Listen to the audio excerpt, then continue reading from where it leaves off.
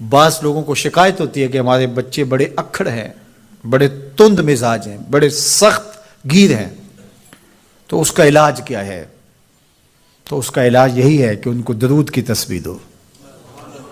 درود اکڑ توڑ دیتا ہے، طبیعت کی تندی نکال دیتا ہے، طبائع کی تلخیاں ختم کر دیتا ہے، محمد عربی کے نام کی مٹھاس پیدا کر دیتا ہے۔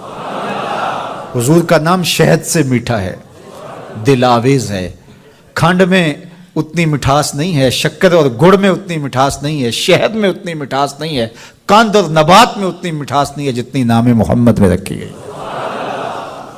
ان کا نام لبوں پر آئے، میٹھا میٹھا منہ ہو جائے، ان کے بول بہاروں جیسے اور اصحاب ستاروں جیسے، ان سا پیارا اور نہ کوئی، ان سے بچھڑ کے لکڑی روئی، جب وہ سیر کو جایا کرتے سر پہ بادل سایا کرتے۔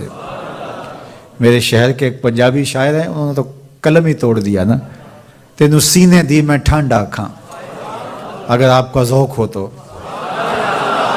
تینو سینے دی میں ٹھنڈ آکھاں، شہد گلاب تے کھنڈ آکھاں، تینو نبیاں دا میں لاڑا آکھاں، تیرے ہجر دے وچ میں ہاڑا آکھاں۔ تو ان کا نام ہی میٹھا ہے، دل آویز ہے۔ تو درود غصہ ختم کرتا ہے، طبیعت کی تلخی اور تندی مٹا دیتا ہے، اکھڑ پن ختم کرتا ہے۔ تو آپ اگر چاہیں کہ اولاد اکھڑ ہے تو ان کو کسی طرح درود پہ لے آئیں، درود کی تسبیح ان کے ہاتھ میں دے دیں، تو ان کی طبع میں نفاست بھی آئے گی، ان کی طبع میں لطافت بھی آئے گی، ان کی طبع میں رقت بھی آئے گی، ان کی طبع میں محبت بھی آئے گی، ان کی طبع کے اندر جو ہے وہ لیاقت بھی پیدا ہوگی۔ درود پڑھنے والا بچہ ذہنی استعداد میں درود نہ پڑھنے والے بچے سے بہتر ہوتا ہے۔ یہ بھی آپ تجربہ کر کے دیکھ لیں، دو بچے برابر ذہنی استعداد رکھتے ہوں اور ان میں سے ایک بچہ درود پڑھتا ہو اور ایک درود نہ پڑھتا ہو، تو درود پڑھنے والا بچہ آگے ہوگا۔ یہ درود کی برکتیں ہیں، یہ درود کی رحمتیں ہیں۔ تو درود کثرت سے پڑھنا اپنی اولاد کو سکھائیں گے۔ ہفتہ روزہ آپ محافل کا گھر میں انعقاد کر لیجئے اور اس میں صرف دروشی پڑھ لیجئے، تو انشاءاللہ اس سے آپ دیکھیں گے کہ اولاد کو اس کا فرق پڑتا ہے۔ یہ تربیت کا ایک آسان نسخہ ہے اور یہ وہ وظیفہ ہے جس سے تھکن نہیں ہوتی، یہ وہ وظیفہ ہے جس سے طبیعت میں تلخی نہیں آتی۔ کہتے ہیں وظیفہ میں نے پڑھا ہے تو وظیفہ پڑھتے پڑھتے میری طبیعت میں یہ ہو گیا ہے، وہ بعض کہتے ہیں وظیفہ الٹ پڑ گیا ہے۔ بڑے وظیفے الٹ پڑھ سکتے ہیں لیکن درود الٹ نہیں پڑھتا، درود ہے ہی سیدھا، یہ الٹوں کو بھی سیدھا کر دیتا ہے۔ تو درود پڑھیں اور یہ منہ بھی میٹھا رکھے گا، یہ دل بھی ٹھنڈا رکھے گا، یہ دنیا بھی ٹھنڈی رکھے گا اور آخرت بھی ٹھنڈی کر دے گا۔ درود چراغ بھی ہے، درود کستوری بھی ہے، خوشبو بھی ہے، مہک بھی ہے، شہد بھی ہے، گلاب بھی ہے، کھنڈ بھی ہے اور سینے کی ٹھنڈ بھی ہے۔ تو درود اپنی طبع کے اندر اچھی طرح سے راسخ کر دیں اور اپنی اولادوں کی طبع میں اس کو راسخ کریں۔ اس سے آپ عملاً دیکھیں گے، میرے اور آپ کے آقا و مولا نے ارشاد فرمایا قیامت کے دن میرے سب سے قریب وہ ہوگا جو کثرت سے میرے اوپر درود پڑھنے والا ہوگا۔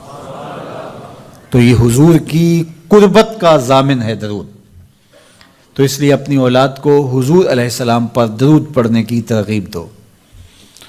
بچپن میں ہی اپنے گھر کے اندر مجالس درود قائم کرو، روزانہ کی بنیاد پہ ہو تو بہت اچھا، نہیں تو ہر 8 دن کے بعد ایک دن ضرور متعین کر لیا جائے۔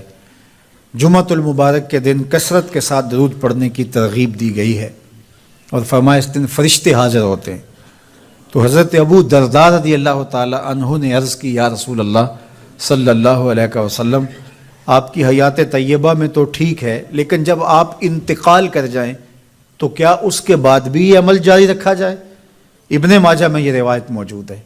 تو حضور علیہ السلام نے حضرت ابو درداء سے فرمایا ہاں میرے وصال کے بعد بھی اس عمل کو جاری رکھنا، اور ساتھ ارشاد کیا کہ ان اللہ حرم علی الارض ان تاکل اجساد الانبیاء فنبی اللہ حی یرزق، اللہ نے مٹی پر حرام کر دیا ہے کہ وہ نبیوں کے جسموں کو کھائے. نبی قبروں میں زندہ ہوتے ہیں اور ان کو رزق بھی دیا جاتا ہے. تو کہا کہ یہ میرے بعد بھی میرے اوپر درود کے سلسلے کو جاری رکھنا. تو ایک مومن تو درود کے ساتھ جڑا ہوا ہے، وہ تو درود کے بغیر دن گزار ہی نہیں سکتا. الگ سے نہ بھی پڑھے تو اس کو نماز کے اندر درود پڑھنا ہی ہوتا ہے. درود ابراہیمی تو نماز کا حصہ بنا دیا گیا اور اس کو کثرت کے ساتھ درود پڑھنے کی ترغیب دی گئی. تو درود ایک ایسا وظیفہ ہے کہ جو اپنی زندگی میں جتنا زیادہ شامل کر سکتے ہو اتنا زیادہ شامل کر لو. ویسے بھی درود پڑھنے سے بچوں میں تقدس پیدا ہوتا ہے. بچے پاک دامن رہیں، عفت محاب رہیں، ان کی طبع میں تقدس رہے. آپ چاہتے ہیں، ہر ماں باپ چاہتا ہے. اور پھر دور موجود کے اندر جو فتنے ہیں تو بہت ضروری ہے کہ ہماری اولادیں تقدس محاب رہیں. تو ان کو درود کی ترغیب دو تو اس کا عملی نتیجہ یہی ہوگا کہ ان میں تقدس کا جوہر پیدا ہوگا اور ان کی عصمت کی حفاظت رہے گی. اور درود شریف پڑھنے والے بچے اور درود شریف نہ پڑھنے والے بچے دونوں کی عادات میں فرق ہوتا ہے. درود پڑھنے والوں کی طبع میں رقت، لطافت، نرمی، محبت، شفقت جیسے جذبات